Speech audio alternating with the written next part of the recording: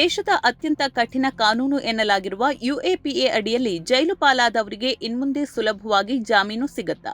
ಇಂತಹದೊಂದು ದೊಡ್ಡ ಪ್ರಶ್ನೆ ಈಗ ದೇಶದಾದ್ಯಂತ ಚರ್ಚೆಯಾಗ್ತಾ ಇದೆ. ಇದಕ್ಕೆ ಪ್ರಮುಖ ಕಾರಣ ಸುಪ್ರೀಂ ಕೋರ್ಟ್ ನೀಡಿರುವ ಒಂದು ಐತಿಹಾಸಿಕ ತೀರ್ಪು. ಜಾಮೀನು ನೀಡೋದು ಸುಲಭದ ನಿಯಮ, ಜೈಲಿಗೆ ಕಳುಹಿಸೋದು ಕೇವಲ ಅಪವಾದ ಎಂಬ ಜಾಗತಿಕ ಕಾನೂನು ಸೂತ್ರವು ಯುಎಪಿಎ ಅಂತಹ ಕಠಿಣ ಕಾಯ್ದೆಗಳಿಗೂ ಅನ್ವಯಿಸುತ್ತದೆ ಅಂತ ಸುಪ್ರೀಂ ಕೋರ್ಟ್ ಸ್ಪಷ್ಟಪಡಿಸಿದೆ. ಆದರೆ ಇದೇ ವೇಳೆ ನ್ಯಾಯಾಲಯವು ಉಮರ್ ಖಾಲಿದ್ ಪ್ರಕರಣದಲ್ಲಿ ನಡೆದ ಒಂದು ಘಟನೆಯ ಬಗ್ಗೆ ಅತ್ಯಂತ ಗಂಭೀರ ಆಕ್ಷೇಪವನ್ನ ವ್ಯಕ್ತಪಡಿಸುವ ಮೂಲಕ ಇಡೀ ಕಾನೂನು ವಲಯ ಬೆಚ್ಚಿ ಬೀಳಿಸುವಂತೆ ಮಾಡಿದೆ. ಹೌದು, ದೆಹಲಿ ಗಲಭೆ ಪ್ರಕರಣಕ್ಕೆ ಸಂಬಂಧಿಸಿದಂತೆ ಸುದೀರ್ಘ ಕಾಲದಿಂದ ಜೈಲಿನಲ್ಲಿರುವ ಜೆಎನ್ಯು ಮಾಜಿ ವಿದ್ಯಾರ್ಥಿ ಉಮರ್ ಖಾಲಿದ್ಗೆ ಈ ಹಿಂದೆ ಸುಪ್ರೀಂ ಕೋರ್ಟ್ನ ಮತ್ತೊಂದು ವಿಭಾಗೀಯ ಪೀಠವು ಜಾಮೀನು ನಿರಾಕರಿಸಿತು.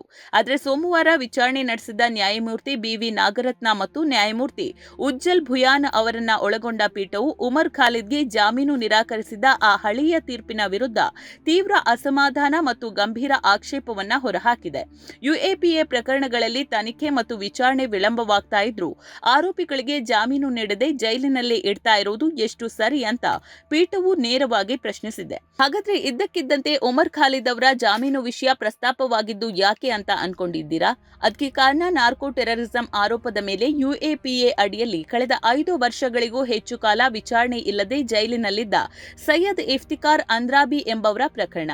ಈ ಅಂದ್ರಾಬಿಯ ಜಾಮೀನು ಅರ್ಜಿಯನ್ನ ಪುರಸ್ಕರಿಸುವ ಸಂದರ್ಭದಲ್ಲಿ ನ್ಯಾಯಾಲಯಕ್ಕೆ ಉಮರ್ ಖಾಲಿದ್ ಅವರ ಪ್ರಕರಣ ನೆನಪಾಗಿದೆ.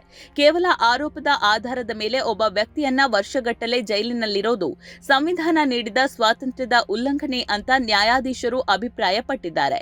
ಈ ವಿಚಾರಣೆಯ ವೇಳೆ ಸುಪ್ರೀಂ ಕೋರ್ಟ್ ಪೀಠವು ಅತ್ಯಂತ ಪ್ರಮುಖವಾಗಿ ನಜೀಬ್ ಪ್ರಕರಣದ ತೀರ್ಪನ್ನ ಉಲ್ಲೇಖಿಸಿದೆ. ಈ ಹಿಂದೆ ಸುಪ್ರೀಂ ಕೋರ್ಟ್ನ 3 ನ್ಯಾಯಾಧೀಶರಿದ್ದ ಪೀಠವು ನಜೀಬ್ ಪ್ರಕರಣದಲ್ಲಿ ಯಾವುದೇ ಆರೋಪಿಯನ್ನ ಅನಿರ್ದಿಷ್ಟಾವಧಿಯವರೆಗೆ ವಿಚಾರಣೆ ಇಲ್ಲದೆ ಕಸ್ಟಡಿಯಲ್ಲಿ ಇಡೋದಕ್ಕೆ ಸಾಧ್ಯ ಇಲ್ಲ ಅಂತ ಸ್ಪಷ್ಟ ಆದೇಶವನ್ನ ನೀಡಿತು. ದುರಂತ ಅಂತ ಹೇಳಿದ್ರೆ ಉಮರ್ ಖಾಲಿದ್ ಅವರ ಪ್ರಕರಣದಲ್ಲಿ ಸುಪ್ರೀಂ ಕೋರ್ಟ್ನ ಹಳೆಯ ಪೀಠವು ಈ ಪ್ರಮುಖ ತೀರ್ಪನ್ನ ಸರಿಯಾಗಿ ಅನುಸರಿಸಲೇ ಇಲ್ಲ. ಅದನ್ನ ಸಂಪೂರ್ಣವಾಗಿ ನಿರ್ಲಕ್ಷಿಸಲಾಗಿದೆ ಅಂತ ನ್ಯಾಯಮೂರ್ತಿಗಳಾದ ಬಿವಿ ನಾಗರತ್ನ ಮತ್ತು ಉಜ್ಜಲ್ ಭುಯಾನ್ ಅವರ ಪೀಠವು ಬಹಿರಂಗವಾಗಿ ಬೇಸರ ವ್ಯಕ್ತಪಡಿಸಿದೆ.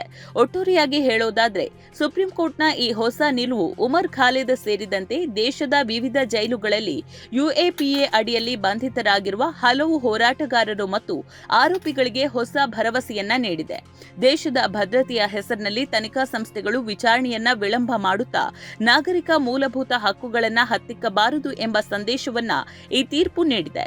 ಸುಪ್ರೀಂ ಕೋರ್ಟ್ನ ಈ ಕಠಿಣ ನಿಲುವು ಮತ್ತು ಉಮರ್ ಖಾಲಿದ್ ಪ್ರಕರಣದ ಕುರಿತಾದ ಈ ಆದೇಶದ ಬಗ್ಗೆ ನಿಮಗೆ ಏನ್ ಅನ್ಸುತ್ತೆ? ಕಮೆಂಟ್ ಮಾಡಿ ತಿಳಿಸಿ. ಧನ್ಯವಾದ.